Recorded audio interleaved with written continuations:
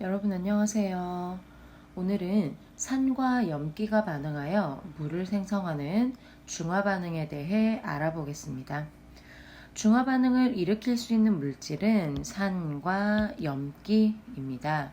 산은 수용액 상태에서 수소 이온과 이온으로 이온화하고, 염기는 수용액 상태에서 수산화 이온과 양이온으로 이온화합니다. 예를 들면 묽은 염산은 수소 이온과 염화 이온으로 이온화하죠. 마찬가지 염기의 대표적인 것 예를 들어 볼까요? 수산화 나트륨 NaOH죠. 수산화 나트륨은 수용액 상태에서 나트륨 양이온과 수산화 이온으로 이온화합니다. 이 두 가지를 섞으면 어떻게 될까요? 수소 이온과 수산화 이온이 1대1의 개수비로 반응하면 물이 생성되고 나머지 이온들이 용액 속에 존재하게 됩니다. 중화 반응의 알짜 화학 반응식입니다. 수소 이온과 수산화 이온이 결합해서 물 분자를 형성합니다. 그림을 통해서 묽은 염산과 수산화 나트륨이 반응하는 경우를 볼까요? 묽은 염산과 수산화 나트륨 수용액이 반응하게 되면 혼합 용액 속에 물이 형성되고 나트륨 이온과 염화 이온이 이온 상태로 남아있게 됩니다. 중화 반응에서 수소 이온과 수산화 이온이 1대1로 결합하기 때문에 반응 용액의 농도와 반응 용액의 양에 따라서 산성을 유지하기도 하고 중성이 되기도 하고 염기성을 띨 수도 있습니다. 같은 농도의 묽은 염산과 수산화 나트륨을 혼합하는 모습을 그림으로 나타내 봤습니다. 수용액 속에 이온도 함께 표현해 보았는데요. 묽은 염산 수용액에는 수소 이온과 염화 이온이 존재합니다. 여기에 수산화 나트륨 수용액을 넣게 되면 수소 이온과 수산화 이온이 결합하면서 물을 형성하게 되고 나머지 이온들은 혼합 용액 속에 남게 됩니다. 우리 첫 번째 그림에 있는 묽은 염산은 당연히 산성 물질일 거고요. 여기에다가 수산화 나트륨을 넣었지만 여전히 수소 이온이 남아있기 때문에 산성 용액입니다. 그러나 그림 가보다는 수소 이온의 수가 줄어들었어요. 산성이 약해졌다 또는 pH가 증가했다 라고 볼 수 있겠죠. 여기에 수산화 나트륨 수용액을 더 넣어 볼까요? 남아있던 수소 이온이 수산화 이온과 결합해서 혼합 용액 속에 물과 나트륨 이온과 염화 이온이 남았습니다. 수소 이온도 수산화 이온도 남지 않았기 때문에 중성의 상태라고 볼 수 있겠네요. 여기에 수산화 나트륨 수용액을 더 넣으면 수산화 이온과 결합할 수 있는 수소 이온이 남아있지 않기 때문에 용액 속에 수산화 이온이 남게 됩니다. 염기성 용액이라고 할 수 있겠네요. 중화 반응에서의 이온 변화를 눈으로 볼 수는 없기 때문에 간접적으로 확인할 필요가 있겠죠. 바로 지시약의 색 변화를 보는 것입니다. 지시약을 이용하면 지시약의 특징에 따라 용액의 액성을 표현할 수 있겠죠. 산의 수소 이온과 염기의 수산화 이온이 모두 반응해서 중화 반응이 완결된 지점을 중화점이라고 하는데, 이 중화점을 지나면 용액의 액성이 변해서 지시약의 색이 변합니다.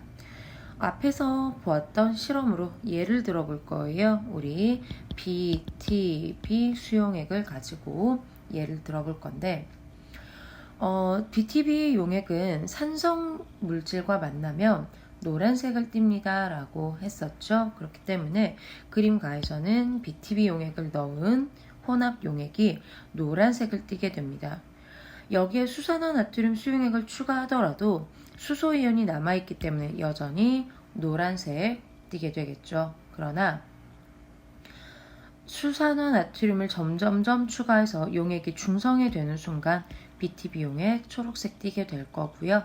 여기에 수산화나트륨을 더 첨가하게 되면 혼합 용액이 염기성으로 변하게 되면서 지시약의 색깔도 푸른색으로 바뀌게 될 겁니다. 페놀프탈레인을 이용하면 어떻게 될까요? 페놀프탈레인은 산성이나 중성 용액에서는 색깔을 띠지 않기 때문에 무색을 띠고 있다가 염기성으로 바뀌게 되는 순간 붉은색을 띠게 되겠네요. 지시약을 이용하는 색의 변화를 관찰하는 것은 시각적으로 직관적인 관찰이 가능하지만 색의 변화가 일어나는 시점을 명확하게 하기 어렵기 때문에 중하점을 찾기가 어렵습니다. 그래서 중화 반응을 이용하는 두 번째 방법은 온도 변화를 이용하는 거예요. 중화 반응이 일어날 때는 열이 발생하거든요. 이 열을 중화열이라고 하는데 중화 반응에 참여하는 이온의 수가 많아지면 중화열도 많이 발생하기 때문에 온도가 높아집니다. 그래서 중화점에 도달하게 되면 용액의 온도가 가장 높아져요. 예로 묽은 염산과 수산화나트륨 수용액의 반응을 나타내 볼 건데요. 이 그래프는 묽은 염산과 수산화나트륨 수용액의 양을 다르게 하면서 용액의 온도 변화를 측정한 그래프입니다. 두 용액의 농도가 같다라고 할 때 용액의 비율이 1대1일 때 중화 반응에 참여하는 수소이온과 수산화이온의 수가 가장 많겠죠. 같은 수의 수소이온과 수산화이온이 반응에 참여하고 남아있는 수소이온과 수산화이온이 없기 때문에 가장 높은 온도 나타낼 거고요. 수소이온, 수산화이온 남지 않았기 때문에 용액 중성 용액이 될 겁니다.